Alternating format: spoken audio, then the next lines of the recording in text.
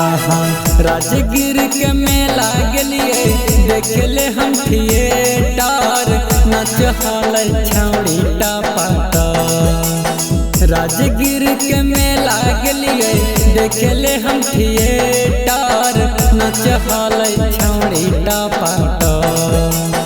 चोली वाला चीजावा गजब हिला हाल कर हलै कमरिया लापालो। चोली वाला चीजावा गजब हिला हाल कर हलै कमरिया लापालो। चोली वाला चीजावा गजब हिला हाल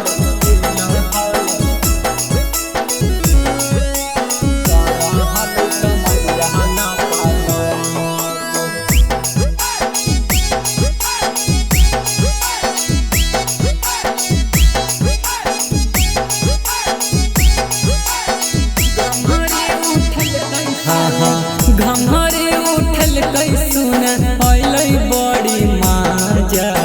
छौड़ी के जवानी भैया अलै ताजा ताजा।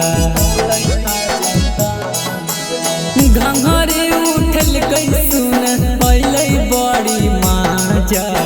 छौड़ी के जवानी सुन अलै ताजा ताजा। चौकी पर भैया कर हलै सुनर माछ।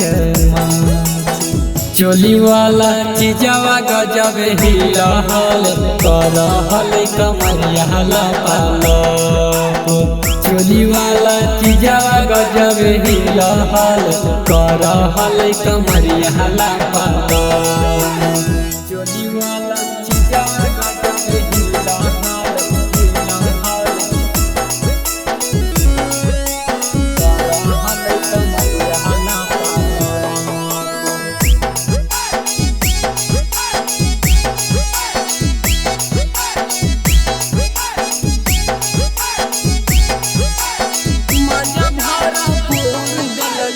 मजा भरपूर देलकै अइलै आनंद रे। मेलावा में गोरखी छौड़ी हो गेलै पसंद रे भैया। मजा भरपूर देलकै अइलै आनंद रे। मेलावा में गोरखी छौड़ी हो गेलै पसंद रे। लड़ गेलै गोरखी से नजरिया रूपेश शिवम कहियो तोरा सच सच।